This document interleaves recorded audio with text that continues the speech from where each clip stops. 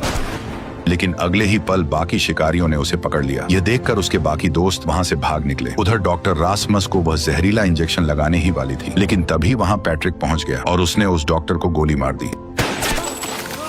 इसके बाद वे सभी मौके पर ही वहां से भाग निकले और फिर से अपने सफर पर आगे बढ़ने लगे। कुछ दूर जाने के बाद उन्हें एक घर दिखाई दिया जिसके अंदर लाइट जल रही थी, जिसका मतलब था कि वहां कोई रह रहा है। इसलिए वे सभी उस घर के पास पहुंच गए। लेकिन तभी एक आदमी उनके सामने आ गया। उसने उन्हें अपने घर में रात बिताने की इजाजत दे दी। हालांकि उसने एक शर्त भी रखी कि उन्हें अपने सभी हथियार बाहर ही छोड़ने होंगे। इसलिए ना चाहते हुए भी वे उसके घर के अंदर चले गए। अंदर पहुंचते ही उन्होंने देखा कि वहाँ कई लोग मौजूद थे और सभी ने एक जैसे कपड़े पहन रखे थे। उन्हें यह बात काफी अजीब लगी। इसके बाद उन लोगों ने उन्हें रात बिताने के लिए एक कमरा दे दिया जहां उन्होंने आराम किया। अगली सुबह एक औरत कैरन उनके पास आई और उन्हें नाश्ता करने के लिए बुलाया। कई दिनों बाद आज उन्हें भरपेट खाना खाने को मिला, जिससे सभी को काफी राहत महसूस हुई। लेकिन हैरानी की बात यह थी कि इन लोगों के पास इतना सारा खाना आया कहां से। इसके बाद सिमोन रासमस को वहां मौजूद एक डॉक्टर के पास लेकर गई, क्योंकि उसका जख्म लगातार बढ़ता जा रहा था। तभी डॉक्टर ने एक इंजेक्शन निकाला जो बिल्कुल वैसा ही था जैसा पहले उस डॉक्टर के पास था, जो इन्हें मारना चाहती थी। ये देखकर सिमोन तुरंत सतर्क हो गई और उसने डॉक्टर से कहा कि रासमस को बेहोश किए बिना ही उसका इलाज किया जाए। यह सुनकर डॉक्टर ने वह इंजेक्शन एक तरफ रख दिया, लेकिन जैसे ही उसका ध्यान रासमस की तरफ गया तभी सिमोन ने चुपके से वह इंजेक्शन अपने पास छुपा लिया। इसके बाद उसने उस इंजेक्शन को ध्यान से चेक किया और तभी उसे पता चला कि यह इंजेक्शन अपोलो कंपनी के ही थे। उधर रात में जब सभी लोग खाना खा रहे थे तब मार्टिन को कुछ गड़बड़ लगी और वह छुपकर पूरे घर की तलाशी लेने लगा। तभी उसने एक फ्रिज खोला और अंदर का नजारा देखते ही उसके पैरों तले जमीन खिसक गई, क्योंकि फ्रिज के अंदर इंसान की कटी हुई बॉडी लटक रही थी। उधर उस आदमी ने सभी दोस्तों को एक एक छोटा पैकेट पकड़ा दिया और कहने लगा कि जिसके पैकेट में छोटा सा फूल निकलेगा उसे अपनी जान देनी होगी, क्योंकि उनकी भूख मिटाने के लिए उसी की कुर्बानी दी जाएगी। ये सुनते ही सभी के होश उड़ गए। उन्होंने वहाँ से निकलने की कोशिश की, लेकिन उन्हें दोबारा बैठा दिया गया। तभी मार्टिन वहाँ आ पहुंचा और आते ही उसने उस आदमी के मुंह पर जोरदार मुक्का दे मारा, लेकिन उसी दौरान डॉक्टर ने मार्टिन को गन पॉइंट पर ले लिया। तभी उस आदमी सभी को अपने अपने पैकेट खोलने के लिए कहा। धीरे धीरे सभी लोग पैकेट खोलने लगे, लेकिन जब आखिर में लीना ने अपना पैकेट खोला तो उसके अंदर से वही छोटा फूल निकल आया। यह देखकर उसके होश उड़ गए। इसके बाद वे लोग लीना को काटने के लिए वहाँ से ले जाने लगे, लेकिन तभी कैरन आगे आ गई। उसने लीना के हाथ से वह फूल ले लिया और कहा कि वह लीना को अपनी बेटी की तरह मानती है, इसलिए वह उसे अपनी खुराक नहीं बनने दे सकती। इसलिए कैरन ने कहा कि लीना की जगह वह खुद अपनी जान देने के लिए तैयार है। ये सुनकर लीना की आंखों में आंसू आ गए। वहीं कैरन आखिरी बार उसे हाथ मिलाकर वहाँ से चली गई। इसके बाद सभी लोग वहाँ से निकलने की तैयारी करने लगे। तभी सिमोन ने उस डॉक्टर से अपने डैड फ्रेडरिक के बारे में पूछा। आगे से डॉक्टर ने बताया कि वह फ्रेडरिक का असिस्टेंट था और इस वायरस के फैलने में उसका और फ्रेडरिक दोनों का हाथ था। यह सुनकर सिमोन पूरी तरह टूट गई और वहाँ से चुपचाप चली गई, लेकिन तभी उस आदमी ने डॉक्टर को भी अपने घर से बाहर निकाल दिया। इधर सभी लोग जंगल के रास्ते आगे बढ़ ही रहे थे कि तभी वही डॉक्टर दोबारा उनके सामने आ गया। उसके हाथ में एक इंजेक्शन था। उसने बताया कि इसी इंजेक्शन की वजह से जहरीली बारिश फैली थी और पूरी दुनिया बर्बाद हो गई थी। यह कहते ही उसने वही इंजेक्शन अपने गले में घोंप लिया, जिससे वह बुरी तरह तड़पने लगा, लेकिन तभी मार्टिन ने उसे गोली मारकर खत्म कर दिया। उस रात सभी लोग एक खाली घर में रुके। फिर अगली सुबह मार्टिन ने सिमोन को वही मैप दिखाया जिसमें उस रहस्यमयी दीवार की लोकेशन मौजूद थी। मार्टिन ने सिमोन से कहा कि हमें किसी भी हालत में उस दीवार तक पहुंचना होगा, वरना हमारा बचना नामुमकिन है। इसलिए उसने सभी को दीवार के पार चलने के लिए कहा, लेकिन रासमस ने जाने से साफ मना कर दिया। उसने बताया कि अभी उसकी तबीयत चलने लायक नहीं है। सिमोन भी अपने भाई को अकेला छोड़ना नहीं चाहती थी, इसलिए उसने किसी एक को उसके पास रुकने के लिए कहा। तभी बियाट्रिस वहाँ रुकने के लिए तैयार हो गई। इसके बाद बाकी चारों लोग वहाँ से निकल पड़े। कुछ दूर जाने के बाद उन्हें एक और बंकर मिल गया। अंदर आते ही उन्हें दीवारों पर बनी कई पेंटिंग्स दिखाई दी, जिससे साफ था कि यहाँ पहले कोई फैमिली रह रही थी। खुशकिस्मती से उन्हें वहाँ भी खाने पीने का काफी सामान मिल गया। इसी दौरान पैट्रिक को एक टैबलेट मिला जिसमें कुछ वीडियो रिकॉर्ड थी। जब उसने वो टैबलेट सिमोन को दिया तब उसे एक चौंकाने वाली सच्चाई पता चली कि इस जहरीली बारिश को फ्रेडरिक ने अपनी लैब में ही तैयार किया था। यह देखकर सिमोन को बहुत बुरा लगा। इसके बाद सभी लोग तुरंत बंकर से बाहर निकल गए, लेकिन तब तक काफी देर हो चुकी थी, क्योंकि बाहर जहरीली बारिश शुरू हो चुकी थी। इसलिए उन्होंने दोबारा उसी बंकर में रात बिताने का फैसला किया। इधर सिमोन और पैट्रिक आपस में बात कर रहे थे। तभी पैट्रिक ने बताया कि उसकी कोई परवाह नहीं करता, यहाँ तक कि मार्टिन भी उसे हमेशा ताने मारते रहता है। यह कहते ही वह अचानक उठा और सीधा जहरीली बारिश में चला गया। सिमोन ने उसे रोकने की कोशिश की, लेकिन उसने सिमोन को धक्का दे दिया, जिससे वह भी बारिश में गिर गई और पूरी तरह भीग गई। इसी दौरान मार्टिन अपनी गन लेकर वहाँ पहुँच गया। वह सिमोन को गोली मारने ही वाला था, लेकिन तभी लीना उसके सामने आ गई और उसने मार्टिन को गोली चलाने से रोक दिया। हालांकि मार्टिन अपनी बात पर अड़ा रहा। तभी लीना भी सिमोन के साथ बारिश में चली गई, लेकिन तभी सभी ने एक हैरान कर देने वाली चीज देखी। बारिश का उन दोनों पर कोई असर नहीं हो रहा था। यह देखकर मार्टिन ने अपनी गन नीचे कर ली और दोनों को वापस बंकर के अंदर भेज दिया। इधर रासमस और बियाट्रिस साथ बैठे हुए थे कि तभी बारिश की एक बूंद बियाट्रिस पर आ गिरी। यह देखकर वो बुरी तरह रोने लगी, क्योंकि उसे लगा कि अब वह भी इन्फेक्टेड होने वाली है। लेकिन रासमस ने उसे समझाया कि एक बूंद से कुछ नहीं होता। फिर भी उसने पूरी रात डर के साए में बिताई। अगली सुबह जब रासमस की नींद खुली और उसने बियाट्रिस को देखा तो उसके पैरों तले जमीन खिसक गई, क्योंकि बियाट्रिस की मौत हो चुकी थी। उधर जब मार्टिन को यह पता चला कि सिमोन खुद बारिश में नहीं गई थी, बल्कि पैट्रिक ने उसे जानबूझकर धक्का दिया था, तो उसका गुस्सा फूट पड़ा। उसने बिना देर किए पैट्रिक को बंकर छोड़ने का हुक्म दे दिया। मार्टिन ने साफ कहा कि अपना सामान पैक करो और यहाँ से निकल जाओ, क्योंकि अब उन्हें उसकी कोई भी जरूरत नहीं थी, और उसे बेफिक्र रहने के लिए कहा। यह सुनकर पैट्रिक टूट गया और आंखों में आंसू लिए वहाँ से अकेला निकल गया। वह सीधे उसी जगह पहुंचा जहाँ रासमस और बियाट्रिस रुके हुए थे, लेकिन वहाँ पहुंचकर उसने देखा कि रासमस बियाट्रिस की लाश लेकर बाहर आ रहा था। ये नजारा देखते ही वह घबरा गया और तुरंत वहाँ से भाग निकला। भागते हुए पैट्रिक अचानक गिर पड़ा। जैसे ही वह उठकर खड़ा हुआ, किसी ने उसके सिर पर काला कपड़ा डाल दिया और उसे खींचकर गाड़ी में पटक दिया। तभी उसने देखा कि सामने वही आदमी बैठा था जो उन शिकारियों का लीडर था और काफी समय से उनके पीछे पड़ा हुआ था। उस आदमी ने पैट्रिक से उसके बाकी दोस्तों के बारे में पूछा, लेकिन पैट्रिक ने कुछ भी बताने से मना कर दिया। यह सुनकर उसने उसे धमकी दी कि अगर उसने सच नहीं बताया तो वह उसके सारे दांत एक एक करके उखाड़ देगा। लेकिन इसके बावजूद भी पैट्रिक नहीं माना। तब उस आदमी ने उसका एक दांत तोड़ दिया। दर्द से मजबूर होकर आखिरकार पैट्रिक टूट गया और उसने अपने दोस्तों के बारे में सब कुछ बता दिया। इधर लीना और बाकी लोग खाने का सामान पैक ही कर रहे थे कि तभी सिमोन ने मार्टिन से पैट्रिक के बारे में पूछा। तब मार्टिन ने बताया कि उसने पैट्रिक को बंकर से निकाल दिया है और वह वहां से जा चुका है। इसी बीच बाहर दरवाजा खटखटाने की आवाज आई। मार्टिन जैसे ही बाहर पहुंचा तो उसके सामने रासमस खड़ा था, जो बियाट्रिस की लाश को उठाए हुए था। लेकिन मार्टिन ने उसे अंदर आने से मना कर दिया क्योंकि उसे यकीन था कि बियाट्रिस के साथ साथ रासमस भी इन्फेक्टेड हो चुका है। लेकिन रासमस ने उसकी एक भी बात नहीं सुनी और वह बियाट्रिस की लाश को लेकर सीधे बंकर के अंदर आ गया। बियाट्रिस की मौत से वह पूरी तरह टूट चुका था। तभी सिमोन एक सूट पहनकर उसके पास आई और उसे समझाने लगी कि बियाट्रिस अब इस दुनिया में नहीं रही, इसलिए उसे अब सब कुछ छोड़कर उनके साथ चलना होगा। लेकिन रासमस ने साफ मना कर दिया। इसी दौरान वह एक रेडियो उठाकर वहां से चला गया। कुछ दूर पहुंचते ही उसके रेडियो में किसी की आवाज सुनाई दी। जब उसने जवाब दिया तो दूसरी तरफ वही शिकारी मौजूद था। उसने रासमस से पूछा कि वे लोग कहाँ हैं और धमकी दी कि अगर उसने सच नहीं बताया तो वह पैट्रिक को मार डालेगा। अपने दोस्त की जान बचाने के लिए रासमस को मजबूरन अपनी लोकेशन बतानी पड़ी। इसी दौरान पैट्रिक ने शिकारियों को बताया कि रासमस पहले एक इन्फेक्टेड लड़की के साथ रह चुका था, लेकिन इसके बावजूद वह अभी तक इन्फेक्टेड नहीं हुआ था। ये बात सुनकर शिकारी बहुत खुश हो गए क्योंकि उन्हें लगा कि रासमस ही वो इंसान है जो उनके बहुत काम आ सकता है। इधर मार्टिन और लीना ने बीट्रिस की बॉडी को जंगल में दफना दिया, लेकिन तभी वहाँ सिमोन आ गई और उसने उन्हें एक मैप दिखाकर कहा कि अब हमें रासमस और पैट्रिक दोनों को ढूंढना होगा क्योंकि शिकारियों ने उन्हें पकड़ लिया है। इसलिए सिमोन ने तुरंत एक ड्रोन उड़ाया और शिकारी का ध्यान भटकाने के लिए आवाज फैलानी शुरू कर दी, जिससे एक शिकारी उस आवाज का पीछा करते हुए एक जगह पहुंच गया जहां पहले से मौजूद सभी दोस्तों ने उसे पकड़ लिया। इसके बाद मार्टिन ने रेडियो के जरिए उसके लीडर से बात की और कहा कि मैंने तुम्हारे एक साथी को पकड़ लिया है। अगर तुम उसे जिंदा देखना चाहते हो तो बदले में तुम्हें हमारे साथियों को वापस करना होगा। इसी दौरान सिमोन ने उस शिकारी को रासमस से बात कराने को कहा, लेकिन रासमस ने कहा कि अब वह अकेले ही मरना चाहता है। यह सुनकर सिमोन और भी परेशान हो गई। इसके बाद उसने शिकारियों के लीडर को जंगल में अकेले मिलने के लिए बुलाया। उसी दिन वह उससे मिलने जंगल पहुंच गई। तभी शिकारी ने सिमोन को बताया कि तुम्हारे भाई रासमस की बॉडी पर जहरीली बारिश का कोई असर नहीं हो रहा है, इसलिए अब वह रासमस को एक ऐसा इंजेक्शन लगाने वाला है जिससे उन्हें यह पता चल सकता है कि आखिर इस जहरीली बारिश को कैसे रोका जा सकता है। इसी दौरान मार्टिन उसके साथी को वहां लेकर आ गया और बदले में सिमोन ने रासमस को वापस मांगा, जिसके बाद शिकारियों ने रासमस को उनके पास भेज दिया। लेकिन तभी गुस्से में रासमस ने इंजेक्शन लीना के हाथ से छीन लिया और उसे खुद को ही लगा लिया। इंजेक्शन लगते ही वह जमीन पर गिर पड़ा। यह देखकर वहां मौजूद सभी लोगों के होश उड़ गए क्योंकि उन्हें लगा कि अब रासमस नहीं बचेगा। लेकिन कुछ ही देर बाद उसे होश आ गया और वह बिल्कुल सही सलामत उठकर चलने लगा। यह देखकर सिमोन को अपनी आंखों पर यकीन नहीं हुआ क्योंकि रासमस की बॉडी पर उस वायरस का कोई असर नहीं हुआ था। इसके बाद मार्टिन सीधे पैट्रिक के पास गया और अपनी सभी गलतियों के लिए उससे माफी मांगने लगा। फिर उसने पैट्रिक को गले लगा लिया। अब सभी दोस्त अपोलो कंपनी की तरफ जाने के लिए तैयार हो गए। तभी वह आदमी रासमस के माथे को चूमता है और कहता है कि अब हम सभी की आखिरी उम्मीद सिर्फ तुम हो। इसके बाद वे सभी वहां से निकल पड़े। कुछ ही देर बाद वे अपोलो कंपनी तक पहुंच गए। वहां पहुंचते ही शिकारी ने सिमोन और रासमस को आगे जाने के लिए कहा, जबकि बाकी सभी लोगों को एक बंकर में रुकना पड़ा। इसके बाद सिमोन और रासमस आगे बढ़ने लगे, लेकिन कुछ ही दूर जाने पर उनके सामने फ्रेडरिक आ गया, यानी सिमोन का डैड। उसे देखते ही सिमोन एकदम चौंक गई। वह अपने डैड से काफी नाराज थी क्योंकि उसने वापस आने का वादा किया था, लेकिन कई साल गुजर जाने के बाद भी वह नहीं लौटा था। तभी अचानक रासमस नीचे गिरकर बेहोश हो गया। ये देखकर सभी उसे तुरंत मेडिकल वार्ड में ले गए। इसके बाद फ्रेडरिक ने सिमोन से बाहर इंतजार करने को कहा। इधर जैसे ही बाकी दोस्त बंकर के अंदर पहुंचे तभी वहां लीना को जीन की जैकेट दिखाई दी। ये देखकर वह उसे ढूंढने लगी और कुछ ही आगे जाने पर जीन उसके सामने खड़ा मिला। उसे देखकर लीना की खुशी का कोई ठिकाना नहीं रहा क्योंकि जीन अभी भी जिंदा था। दरअसल वे शिकारी अपोलो कंपनी के ही लोग थे। दूसरी तरफ फ्रेडरिक सिमोन को रासमस की वार्ड के बाहर लेकर आया ताकि वह अपने भाई को देख सके। सिमोन अंदर जाना चाहती थी, लेकिन फ्रेडरिक ने उसे रोक लिया और कहा कि घबराने की कोई बात नहीं है, मैं यह सब तुम्हारी सुरक्षा के लिए कर रहा हूँ ताकि तुम सब इस वायरस से बच सको। इधर वार्ड के अंदर एक डॉक्टर रासमस की थूक का सैंपल लेना चाहती थी, लेकिन रासमस ने इसके लिए मना कर दिया। तब डॉक्टर ने उसके साथ जबरदस्ती करनी शुरू कर दी, जिससे रासमस ने उसके हाथ पर काट लिया। दूसरी तरफ फ्रेडरिक घबराया हुआ सिमोन के पास आया और उसने कहा कि अपने भाई को लेकर यहाँ से जितनी जल्दी हो सके निकल जाओ, क्योंकि अब इस वायरस का कोई इलाज नजर नहीं आ रहा है और ये बहुत तेजी से फैलने वाला है, जिसकी वजह से बहुत से लोग मारे जाएंगे। इसके बाद जब वह रासमस की वार्ड में पहुंचा तो वहाँ का नजारा देखकर उसके होश उड़ गए, क्योंकि रासमस के काटने के बाद वह डॉक्टर तड़प तड़प कर मर चुकी थी। ये देखकर फ्रेडरिक ने तुरंत रासमस के थूक का सैंपल माइक्रोस्कोप में जांचा, लेकिन जो उसने देखा उससे उसके पैरों तले जमीन खिसक गई। उसने फौरन पूरे बंकर में इमरजेंसी अलर्ट लगा दिया और देखते ही देखते सभी सेक्शन पूरी तरह सील कर दिए गए। इसके बाद फ्रेडरिक ने अपोलो कंपनी के मैनेजर से बात की। आगे से मैनेजर ने कहा कि किसी भी कीमत पर रास का ऑपरेशन करना होगा ताकि उसकी मदद से वैक्सीन तैयार की जा सके, लेकिन फ्रेडरिक जानता था कि ऐसा करने पर रास की जान जा सकती है। वह अपने बेटे को खोना नहीं चाहता जाता था, इसीलिए फ्रेडरिक ने सिमोन से रासमस को तुरंत वहां से निकालने को कहा था। सिमोन तुरंत दौड़कर मार्टिन के पास पहुंची और उसे बंकर खोलने का तरीका बताया। कुछ ही देर में सभी मिलकर बंकर का लॉक खोलने में सफल हो गए। फिर वे रासमस को साथ लिए बिना ही वहां से भागने लगे, लेकिन तभी सामने फ्रेडरिक आ गया। उसने सिमोन से कहा कि तुम्हें रासमस को अपने साथ लेकर ही जाना होगा। तभी फ्रेडरिक ने उन सभी पर अपनी गन तान दी और साफ कह दिया कि अगर वे रासमस को साथ लेकर नहीं गए तो वह सबको गोली मार देगा। लेकिन जैसे ही मार्टिन अचानक आगे बढ़ा, तभी फ्रेडरिक ने उस पर गोली चला दी। गोली लगते ही मार्टिन बुरी तरह घायल हो गया। ये देखकर सिमोन ने तुरंत फ्रेडरिक को धक्का देकर नीचे गिरा दिया और इसी मौके का फायदा उठाकर वे सभी वहां से भाग निकले और जैसे तैसे अपनी जान बचाने में कामयाब हो गए। इसी के साथ इस मूवी का पहला पार्ट खत्म हो गया। अगर आपको इसका पार्ट 2 चाहिए तो कमेंट में पार्ट 2 जरूर लिखें।